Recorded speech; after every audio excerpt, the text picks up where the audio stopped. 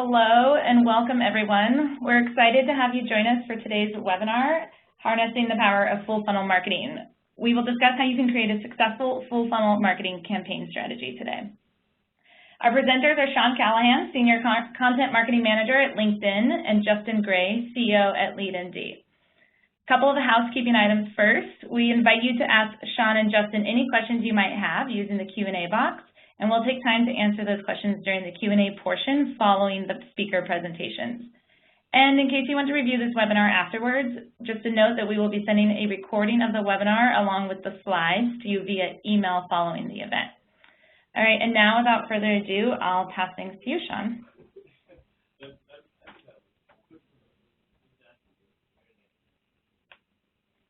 How Justin uses full funnel marketing for his clients at LeadMD, and I think we're all going to learn something today. But first, I'm going to set the stage and talk a little bit about exactly what we mean by full funnel marketing. Much of what I'm going to talk about is contained in the LinkedIn ebook that you saw at the top of the webinar. And it's the Sophisticated Marketer's Crash Course in Full Funnel Marketing. And when you get an email after this webinar, you'll have a chance to download that book. And I do highly recommend that ebook. It has a lot of great information about full funnel marketing. And it's become increasingly imperative for marketers to embrace the practice of full funnel marketing. As you can see, the title of this webinar is Harnessing the Power of Full Funnel Marketing, and there's a lot of power to harness. Full funnel marketing is all about ensuring that you as a marketer deliver the right message to your prospects throughout the buying process, throughout the entire buyer's journey. And in the upper funnel, it's about reaching that target audience, even when they may not even be in the market for your products, especially in B2B with its long sales cycles. But you always want to be trying to reach that target audience, even if they're not actually ready to buy your product right now. In the lower funnel, you nurture prospects through to the sale. And we talk about at LinkedIn, reach, nurture, and acquire. And the funnel metaphor remains very strong. It's an old one, but it's a strong one. As you can see what Michael Brenner from NewsGrid had to say about it, the funnel metaphor at its basic level is that there are more people that are always starting the process than there are at the buying stage. There are more people who aren't ready to buy than are ready to buy. And that quote is, I think, really sums up the power of the funnel. Even though people talk about the pinball machine or other metaphors for the funnel, it's still a very strong way to think about the marketing process. And so the reality here is that with the funnel, you're basically taking advantage of the reality that your prospects are self-educating and researching about you and your competitors online. And here are the facts. I mean, the buyer's journey has changed. There are some critical numbers that you need to know to understand how that buyer's journey has changed over the past few decades as the internet has just transformed the way we go about marketing. The first number is 90, and that's the number Forrester Research says that 90% of the buyer's journey can be complete before a prospect reaches out to a salesperson. They're self-educating online, they're going to review sites, they are looking at your competitors' websites, they're emailing their people in the business. They're using LinkedIn to find people who have used your product. They're doing a lot of things and before they reach out to a salesperson. And it used to be that a prospect had no choice but to reach out to a company early in the buying process. They had to get brochures or they had to call a salesperson. There was really no other way to get information. But of course, the internet has changed all that, and prospects can remain anonymous far into their path to purchase. Like I said, they can visit your website, visit competitors' websites, review sites, and the like. And during this 90% of the buyer's journey, marketing has the best view of a prospect's behavior during this. It is the only department in position to track the prospect's digital body language or their internet footprints, whatever sort of metaphor you want to use to describe it. And the reality has spurred the rise of full funnel marketing. It's marketing's responsibility to stay in front of prospects with relevant messages at each stage of the funnel, at the top of the funnel, the bottom of the funnel, before they've expressed interest and after the prospect has expressed interest, and even after a prospect has bought your product. Marketing can still stay in touch with that customer and do some customer marketing. So that's the number 90. 95 is also a critical number that marketers need to remember in this new world of full funnel marketing. And 95, that's the percentage of visitors to your website who visit your website and don't convert. That is, they don't share their email address, don't reach out to a salesperson. And full funnel marketing is a necessity with this reality, but that doesn't necessarily mean that it's easy. And 80 is another very important number, and that's the percentage of your database who doesn't open your emails. It makes lead nurturing a complicated endeavor and one that requires more than just email marketing. We'll talk about some of the alternatives later, but many marketers are using social and display advertising to nurture their website visitors who are remaining anonymous well into the path to purchase. And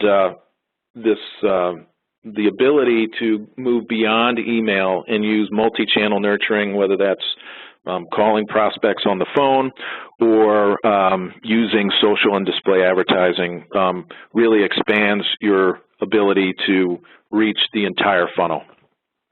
So at LinkedIn, we look at the funnel in two main stages.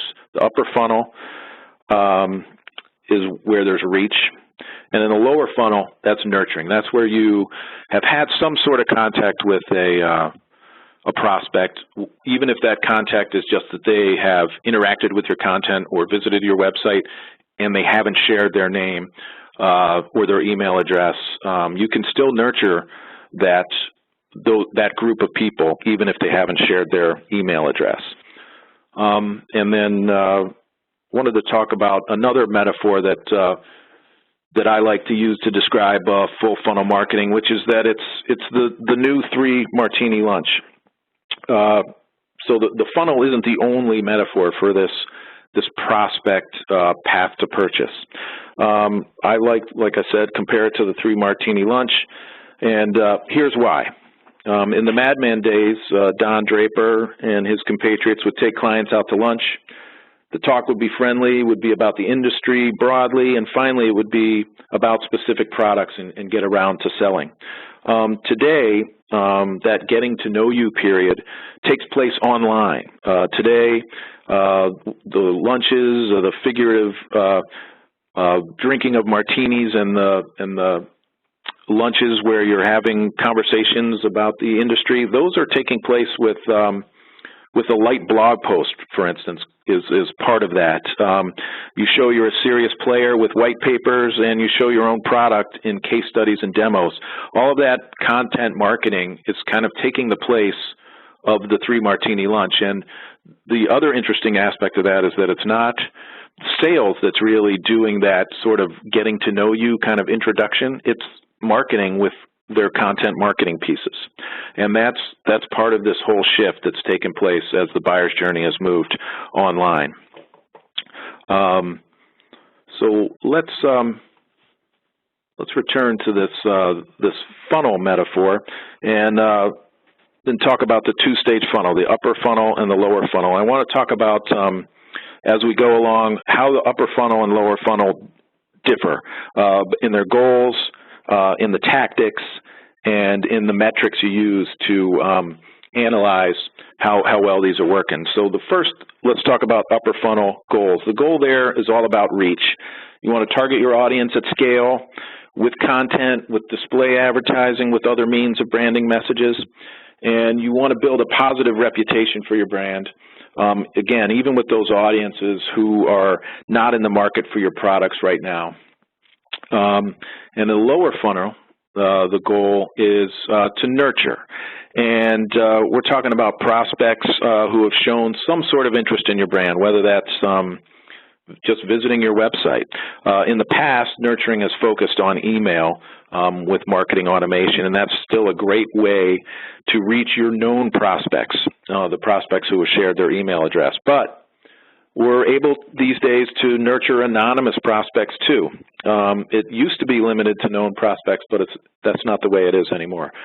New technology has enabled us to nurture these anonymous prospects. And for instance, as I've mentioned, you can use display advertising to reach prospects who have visited your website, but again, have not shared their email address yet. So let's talk a little bit about tactics. So in the upper funnel, there are some differences in the tactics that are used compared with the lower funnel. Display advertising, content, blog, sponsored updates, LinkedIn sponsored updates have reach and branding messages, and those are sort of the upper funnel tactics. And a lot of these can also be used in the lower funnel, but the main use for a lot of these is upper funnel. So lower funnel, let's talk about those tactics.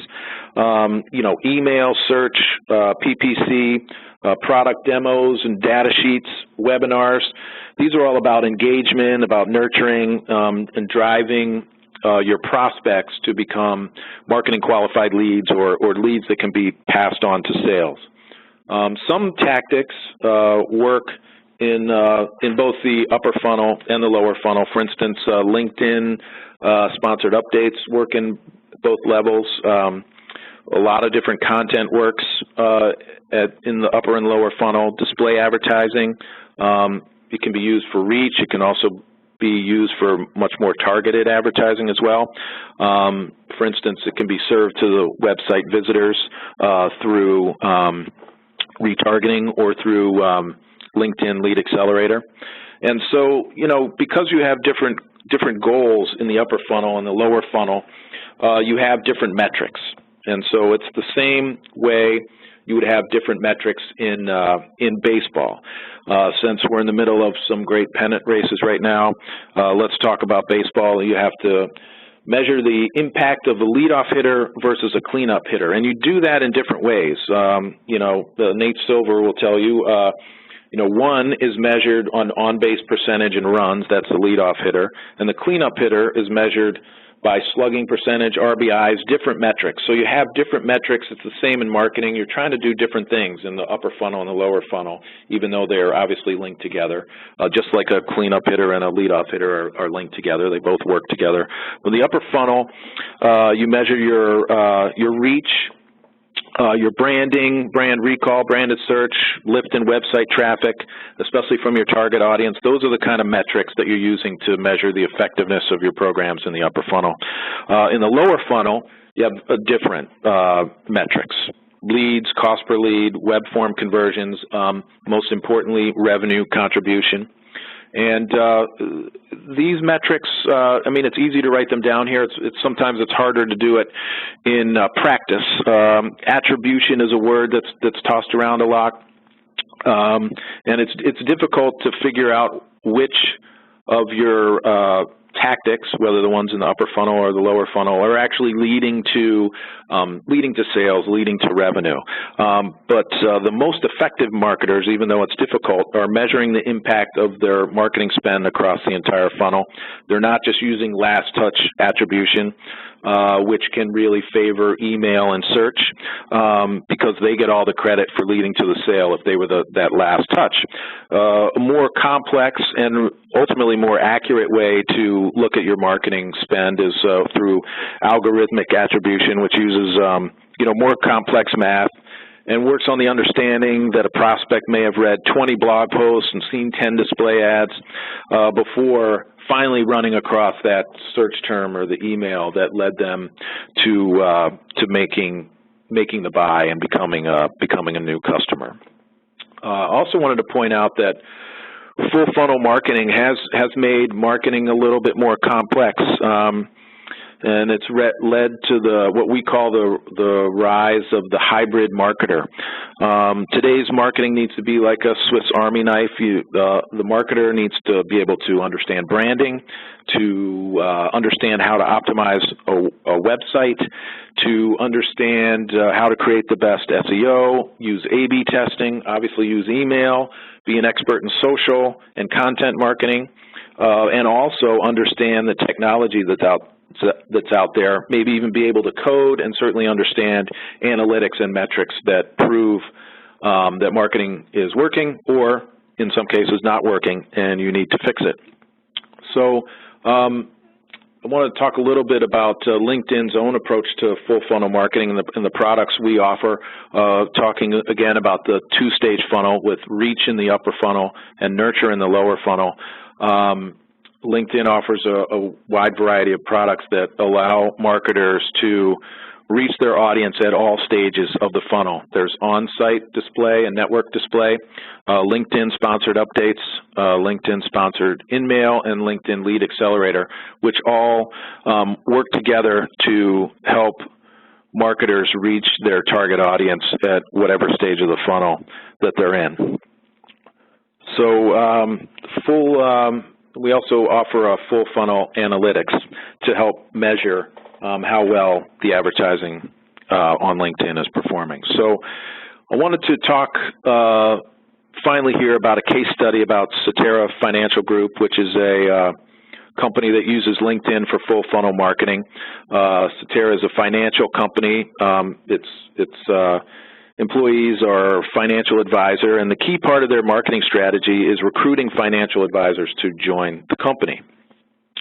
And in the upper funnel, Cetera uses display to reach its target audience at scale, and in the lower funnel, it uses marketing automation to email prospects who have identified themselves. It uses LinkedIn Lead Accelerator to serve display advertising to nurture prospects who don't open email, and to nurture anonymous prospects who have visited the Cetera website but haven't yet shared their email address.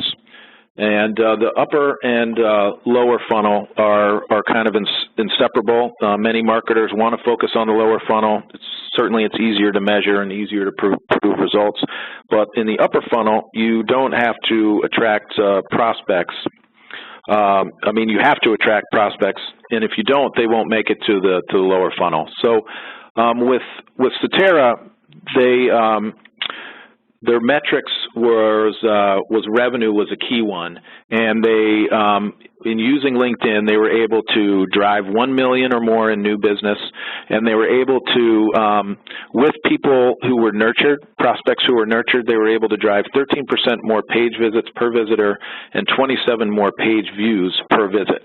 And strong performance by Cetera, and they were really able to use full funnel analytics to prove that their investment was working.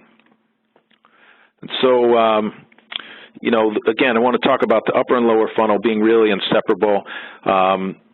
Even though the lower funnel may be easier to measure and easier to prove you get results, you need the upper funnel to drive prospects down into that lower funnel where you can begin to convert them. And you can see this great quote that I love from Matt Hines at Hines Marketing. He says, if you invest in that top of pipeline content, if you invest in these early stage relationships, you significantly subsidize the acquisition cost of deals, not only in the medium future, but also well beyond that. And he says there's an annuity to that. You're lowering your acquisition costs. So it's about investing in the upper funnel and how that investment pays dividends for years to come and in the future. So now let's get to the main attraction. Justin Gray, from the CEO of LeadMD, is going to talk about his company and how it is putting into practice with its clients some of the full funnel marketing principles that I've set the stage with here. So, Justin, are you ready to go?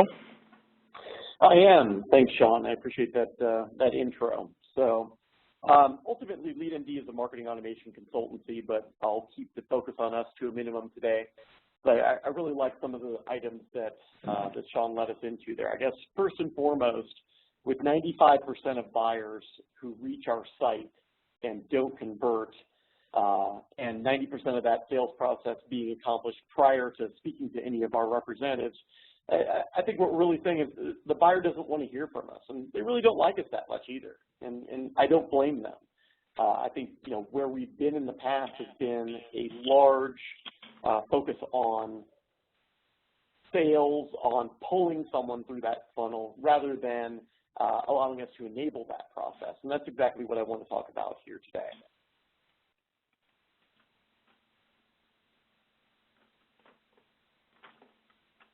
Sean, can you pump us to the next slide there, please?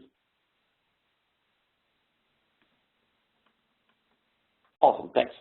So what is full funnel marketing in terms of, both from a strategy and a tactics perspective? This is my most boring slide today, so I won't subject you to many like this. However, the buyer's journey does break up into really 5 key elements that we see just over and over again through that education process.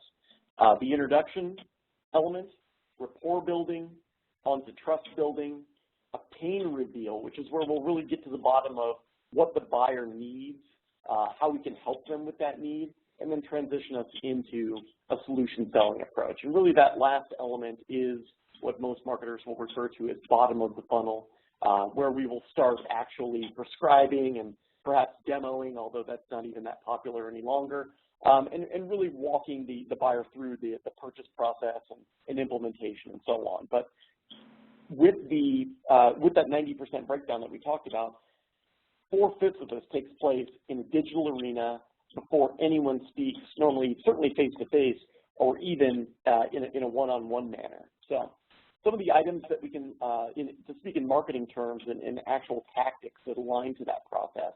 As Sean mentioned, display click, display advertising, very relevant in those early stages of the funnel. Opens us up to social engagement as we're pushing out content that's relevant to our buyer, that's educational around our product. Then we'll augment that with generic paid search around the terms or pains that our buyers normally look to solve with our solutions.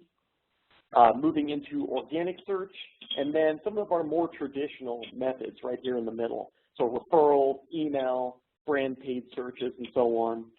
In the early days of email marketing, we could literally segment a database, send out an email message, and get a pretty nice response. Those days are definitely gone at this point. So if we're not laying down a solid foundation through those top of funnel elements, we're not able to take advantage of those more one-to-many approaches like batch and blast email and even direct mail, still relevant in some areas. But if we're not laying down a good branding, what is modern day branding, which is education, we're not going to be able to reap the benefits of those one-to-many activities. And then ultimately pulling a smaller number of individuals through into a direct interaction format, whatever that may take, a trade show, online demo, face-to-face conversations, any of those journey activities. The most high value are obviously at the end there, but I love Matt's quote. I didn't know Matt worked for Goldman. Definitely, I'll talk to him about the mutual funds there. It's probably the most financial analogy I've seen around the funnel, but it's correct.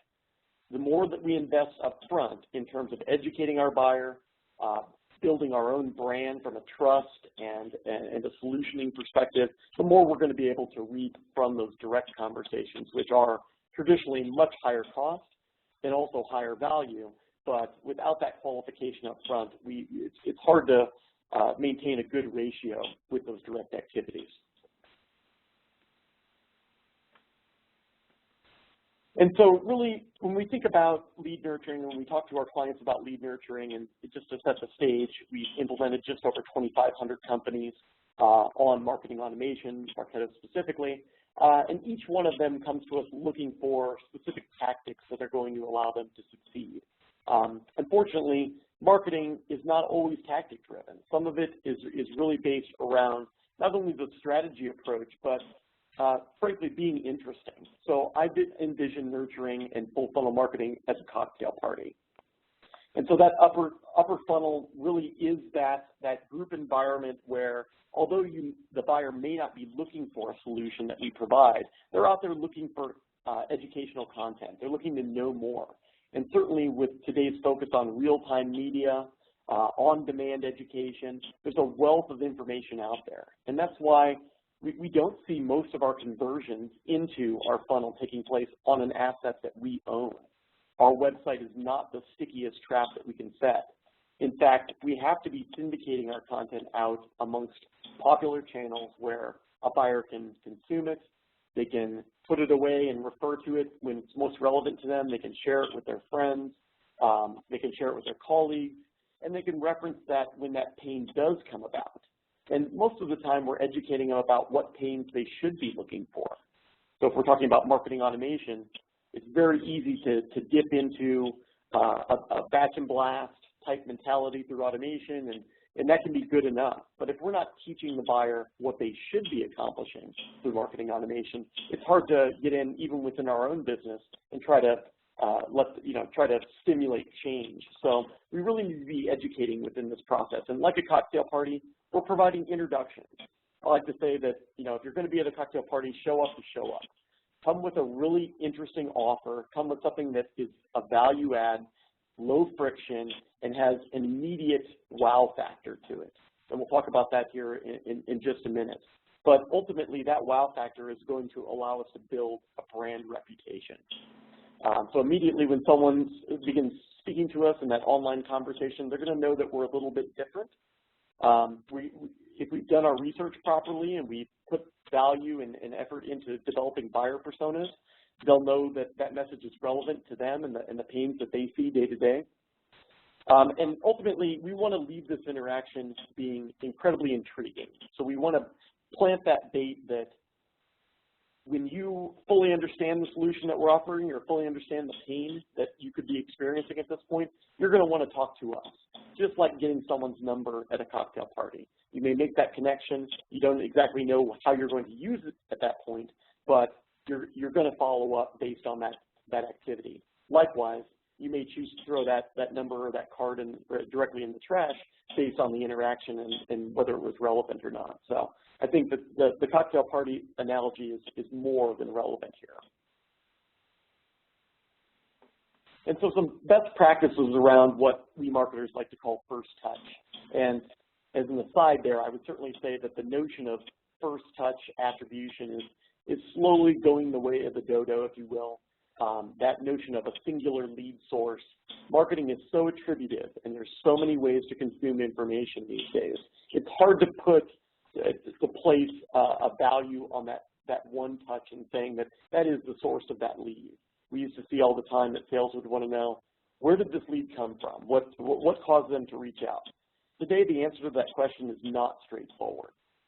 But regardless, the first touch that we can measure needs to provide that hyper value that I mentioned. And I put a quick screenshot up here. This is certainly not a unique strategy, but I think that GoToMeeting does it fairly well. A lot of other software providers do so as well. Evernote comes to mind. Spotify comes to mind. Same thing for B2B software, where Citrix is a little bit more relevant to that world. To be able to immediately take advantage of their solution and to sign up for that trial is something that the buyer can't get anywhere else. They can research meeting software online. They can, ask for referrals. They can talk to their staff about what they've used in the past. But to be able to just hop on and circumvent that entire buying process and to actually get access to the technology is something that very rarely existed 5, certainly 10 years ago. And today has become commonplace because we know that with the wealth of information out there in this cocktail party that's going on, we have to provide immediate value. We have to stand out in that crowd. And what better way to do so than to let our solution or our software stand on its own.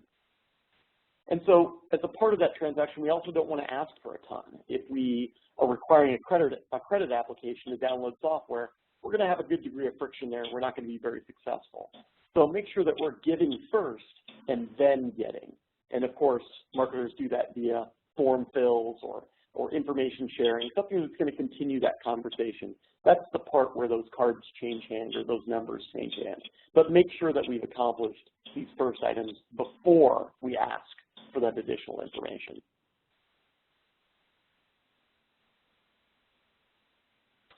And so along with that interaction, that cocktail party that's taking place, your reputation as you enter that party is certainly going to precede you. So creating relationships whether it be with that group of buyers or just the marketplace in general, is extremely important. And we need to understand the sales process not only begins before you talk to the buyer, but before the buyer is even seeking out a solution. So as we're developing content and in terms of reputation and creating early stage relationships, nothing goes as far as content. So we want to be out there determining what the buyer is looking for naturally. This is where items like search research and paid research really come in handy, as well as a good old-fashioned buyer persona exercise. And I say old-fashioned, but the way that we're viewing personas today is not based on job title like it was 5-10 years ago. It's truly based on the psychological makeup of that individual. How do they buy? How do they build trust? Where do they visit both online and offline? Who are their friends? Who do they speak to? What does their decision-making process look like? And ultimately, of all of those elements, the trust component is most important. And so, again, to loop back to Sean's earlier stat, with 90% of that buying process taking place online prior to speaking face-to-face with someone, that's a lot of ground to cover. So as we build these personas, we have to determine where the buyer consumes their information, who their natural buying committee is, and we see a ton of relevancy here as we see account-based marketing begin to rise and really become a staple within B2B marketing. So as we define that buyer and their psychology, we're able to tap into that at strategic points. And we begin building that reputation by identifying with the buyer, letting them know that we know who they are and that we are giving them relevant content, free content, with no expectation of return. And we're really letting our marketing messaging stand on its own. And so when you see marketers creating the old white paper ebook scenario is just not yielding the returns that it did in the early days. You see a ton of emphasis on video. You see a ton of emphasis on graphical content like infographics and worksheets. Even I mentioned personas. We give away a free persona worksheet, and it's one of our best performing assets because everyone knows they need to create these elements, but they don't know really how to do so. And so there's no expectation there whatsoever of a follow-up. You're not going to download it, and we're going to call you in 15 minutes. We're enabling your process and therefore building our reputation around not only that I guess, spirit of giving, but also just the fact that you can come to us and look for best practices. Incredibly important as we build this reputation. And of course, that will lead us into that cocktail party and let people know that, oh, they've heard about you at that point. They know that the content you produce has value, and they know that the conversation is going to be worthwhile. I'd also say within this nurturing process, as you're prepared to give, don't be overbearing. So I put up here a couple screenshots of not only our internal content gallery, which we use a solution called Compost to create content, but everyone asks us, what software do I need to be a great content marketer? You don't need any software whatsoever until you have a process that you're finding difficulty managing because of the volume. All you need is a piece of paper, a pen, a laptop, your own brain, and a good insight into what your buyer wants. So begin producing that great content first. Again, we serve it up in what we call a gallery so that it's easily searchable. Folks can take advantage of our content. They can share it. We can track those shares. But ultimately, just putting our best foot forward and creating content is really the first step. Realize that your buyers are unique within that process and that content that works for one persona is not necessarily going to work for another, or if it does, it may be a different format. So a simple tweet may engage a certain type of buyer versus a video that we put together for another. Likewise, we may wait to give that video to that buyer until much later in the funnel than we would a more tech-savvy or more socially engaged individual. So everyone's different. We need to be creating our content, keeping that in mind.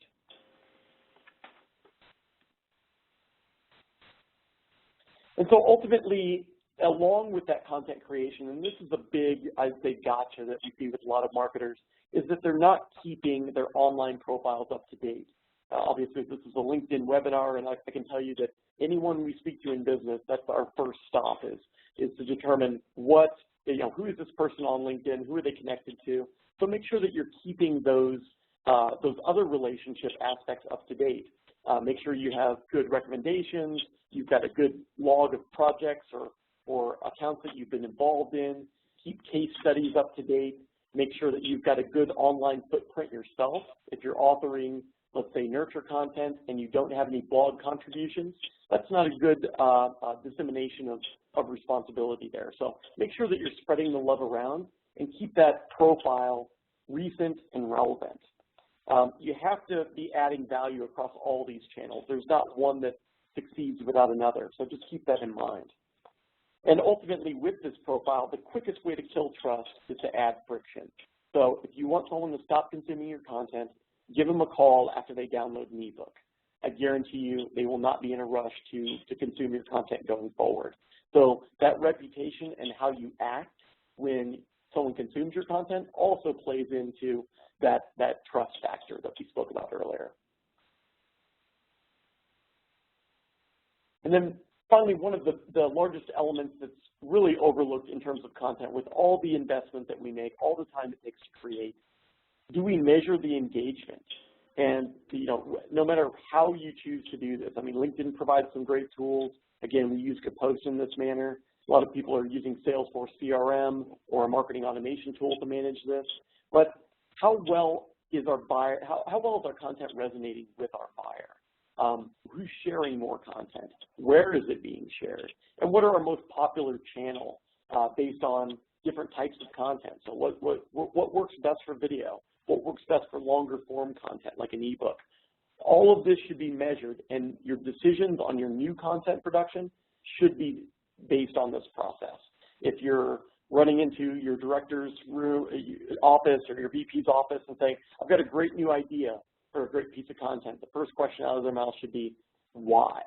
Why do we feel like that's going to succeed based on our past history?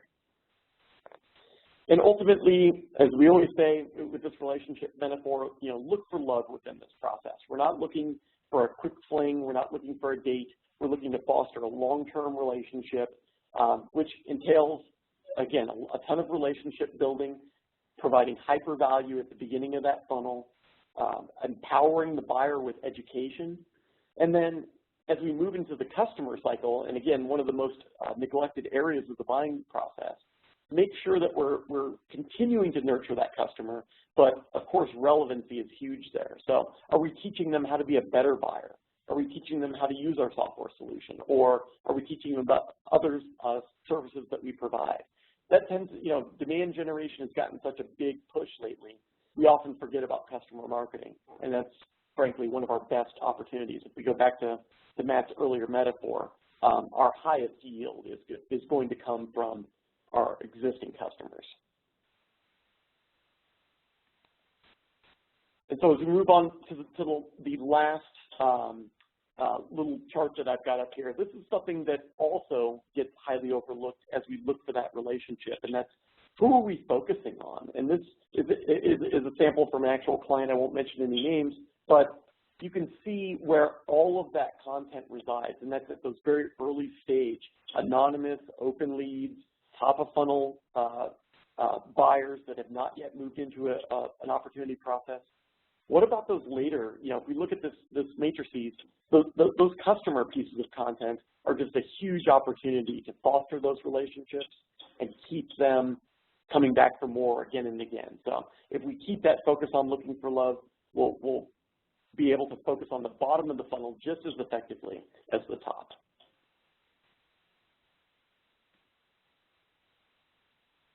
And so thanks, so that's my wrap up. I know we definitely want to keep some time for questions here, but all in all, I would say that as you're applying these concepts to your own funnel, make sure that you're pulling your historical data. Make sure you're benchmarking yourself. Because the best way to move forward and judge the progress that you're able to make with these tactics will be to determine where you've come from.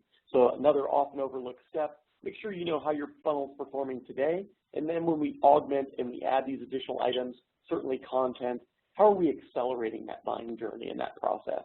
and that we need to have that initial benchmark to refer to. So if you're not benchmarking velocity through the funnel today, I'd highly recommend as a result that you go back and establish those benchmarks. We actually offer a free tool right online to do so at LeadMD/benchmark, but know how your different funnel buckets convert, and then we can work on the area that's going to yield the most value going forward. All right, Justin, thanks. That was great stuff. So now we do have a little bit of time for Q&A, and we have some good questions from the audience. And I encourage you, the listeners, to continue to submit questions, and I'll put them to Jason, and maybe I'll even answer a few here. So, Jason, one question that often arises is about marketing automation and how it fits into this whole idea of full funnel marketing. What are your thoughts on that? Yeah, so again, to my earlier point, I would say that the concepts that we talked about here today are the first step in that process. We need to map out that buying journey, map our content to those specific personas and how they're moving through the buying process, and then we can bring automation into into that funnel. If we don't have a good idea of who our buyers are, what content we need to meet them with, and how they should perform from those early acquisition stages all the way through the customer marketing process, then we're probably not ready for that technology. And often we see that someone makes a technology purchase and looks to kind of fill in the blanks at that point. And I'd strongly recommend taking a step back, focusing on process, focusing on people, and then once we have those two critical factors in place, then focusing on technology. All right. There's always a question too about the divide between marketing and sales is vast in many companies. It seems to me like this idea of lead nurturing and like, for instance, developing personas or developing an idea of what a good lead looks like is a huge opportunity for sales and marketing to get together, come to the table, and find some agreement and common ground finally. What's your sense of when you're working with your clients, how important is it that marketing and sales are together?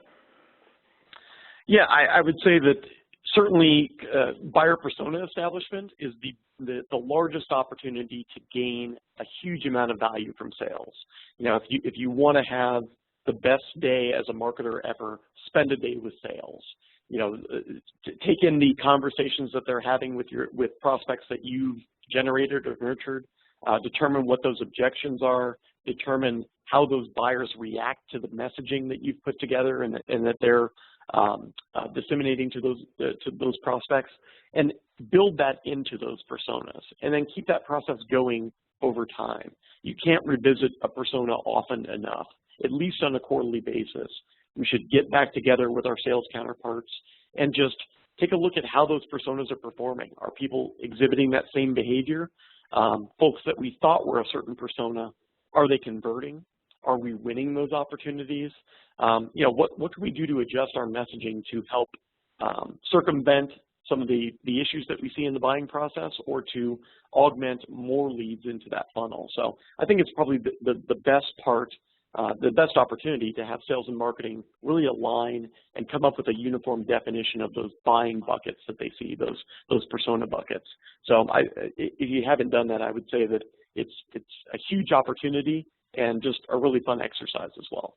Okay, so here's a specific question from the audience, another one. How do you suggest mapping out the buyer's journey? And do you have any best practices or recommendations? It seems like getting sales on board is also a way that you can do this, and it would be a best practice. Yeah, sales is a great loop in there, but I'd also say that interviewing customers that have gone through your buying process. So if you have a customer base that has been purchasing from you for some time, obviously some in a startup scenario don't have that luxury, but they certainly have the luxury of interviewing other thought leaders, individuals that are working with similar buyers in similar spaces. But I would say, get a focus group together with your customers. When we first started LeadMD 6 years ago, we had the good fortune to sit with some individuals that we had already been consulting for and talk to them about the pains that they were seeing, the process that they went through to implement marketing automation, to try to succeed with it on their own. Again, some of the issues that they were seeing 1, 2, 3 years into the process. So if you have the opportunity, I would get some customer focus groups together, and you'll naturally see individuals start to kind of group together where, a couple people are running into the same issue, or someone's an outlier within that process. Was that due to a friction point within your marketing or your sales process? You can certainly adjust, you can define and adjust that buyer's journey based on that feedback as well as the feedback from sales. All right, Justin, got another question here from the listeners.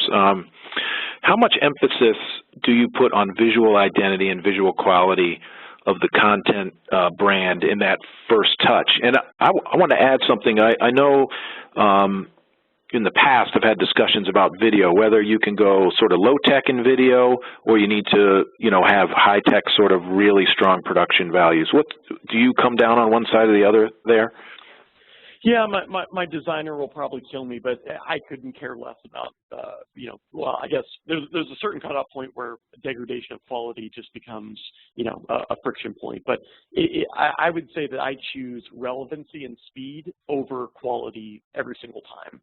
So if we can chime in and weigh in on an issue that's affecting our buyers right there, or if our customers, so we, for example, we hold office hours every week. Super low tech. We use GoToWebinar.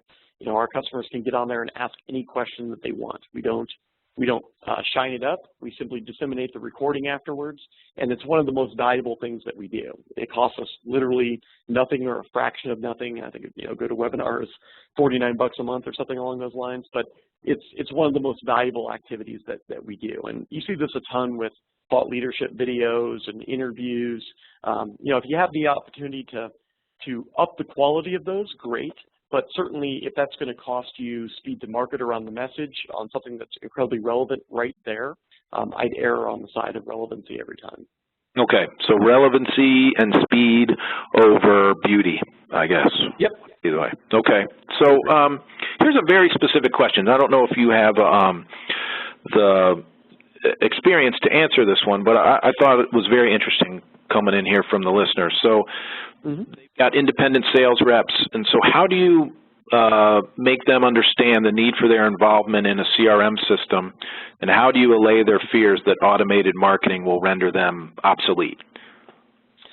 Yeah, so that's funny. I saw a stat right before this webinar started where technology has created like 120% more jobs than it's ever, delayed. And I think that's true for marketing automation and sales involvement as well.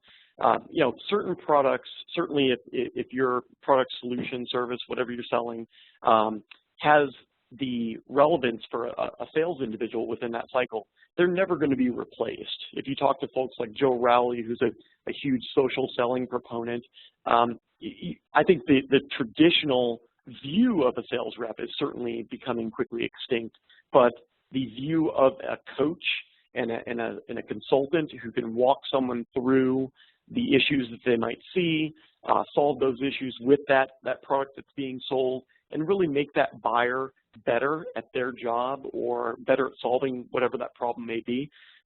I don't see any sort of extinction of that individual anywhere on the horizon. And I think that the situation that you described, we often see in channel sales where, someone is being asked to use a CRM system where they're replacing something very rudimentary like, email or spreadsheets, and they're being asked to update information about the buyer and use an automated process, and there's going to be all this great messaging that goes out automatically based on what they input. I think you really have to show the value to that individual and show them that, again, benchmark the process without that automation and show them what it's yielded. It's yielded a better buying process. It's yielded fewer wasted conversations where they're trying to qualify on the phone. And it's allowing the sales agent, the consultant, really to get on the phone with the buyer and talk about the solution rather than having to hard qualify right up front. So I think if you can demonstrate that efficiency, again, through benchmarking to show them, well, this is what we've accomplished by implementing this solution or this process, it's a much easier pill to swallow. All right, fantastic. That's a great answer. So I got just a little bit more time. I got two more questions. Wanted to ask them really quick here. So there's a specific question here about the education market, a small university offering a niche product, and they want to know how they can compete with the big boys when it comes to gaining prospects for the upper funnel. And I think this is a common problem for smaller companies that offer a niche product or maybe don't have the budget. How do you get to the upper funnel these days? Yeah, so I think you hit it right on the head. It's a common problem when you're dealing with much larger, let's say, ad spends or search spends. But the great thing about marketing and why it's so great to be a marketer these days is that you're starting to see money. There's no straight line between money and results any longer. Quality and results is really the new line that's being replaced there. So we've got to speak directly to the education market. We've got a number of higher education facilities that are on our client list today. And they're all looking to engage the buyer, get them to, so the ones at online university, they need that buyer to move beyond the 6-month mark in order to be a long-term student, to take advantage of their education services long-term. And in order to do that, they really have to show them, they have to lead them back to water over and over again. So they get that initial sign-up. They have to prove value. They have to show what additional courses the student could be learning, as well as placement services in terms of the outcome. So I think it's really just empowering that buyer, and it comes back to knowing the buyer, I think. So if you know what that buyer needs, I think you can react to that much quicker than a large organization that has just a ton of moving parts that they need to retool. So again, knowing the buyer and I'd say speed to market's a big opportunity there as well. Yeah, I would also add that, in these days where there's so much data that exists about your buyer and your prospects, I mean, like on LinkedIn, for instance, you can target advertising based on the industry the target is in, their job title, and the size of the company they work for. You have the ability to really target your advertising to a degree that you didn't before, and you can reach the right people much more easily, even if you don't have a monster budget. So one final question here. Smarter, not more. Yes, exactly. Then the data can help you do that. One last question. If you see a high abandonment rate for a specific type of content, how do you begin to analyze what's not working? Why is it the type of content? Is it the message that's failing? How are you able to analyze that to figure out what you need to change?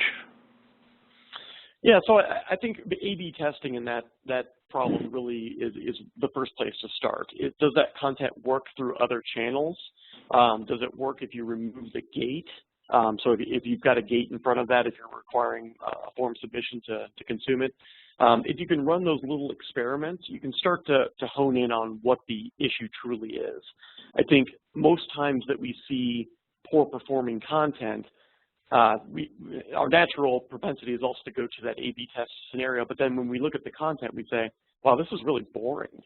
So, sometimes it's simply that, the content is not engaging and needs to be retooled. We've fallen victim to that a ton ourselves, where we create this monster big rock piece of content, and then it's not performing in the way that we want it to, and it's kind of boring. So to chop that up into smaller bits, more consumable sizes, put together some quick video like we talked about earlier, to make that, to not waste the asset, but to get some better performing metrics around it due to friction removal, I think is a really good experiment to run as well. So I'd say A/B testing, as well as just take a hard look at the content and see if it was meant to identify with the personas that exist. All right. Well, that's all the time we have for today. I want to thank you all so much for listening. I want to thank Justin Gray, CEO of LeadMD, for sharing his expertise with us today. It was fantastic. And I want to remind you that we'll be sending you an email with access to an archived version of this webinar. And in that email, you'll also be able to download the Sophisticated Marketer's Crash Course in Full Funnel Marketing, which discusses a lot of the ideas that we talked about today, goes into maybe some more depth. So again, thanks, and we'll see you the next time. Thanks, everyone.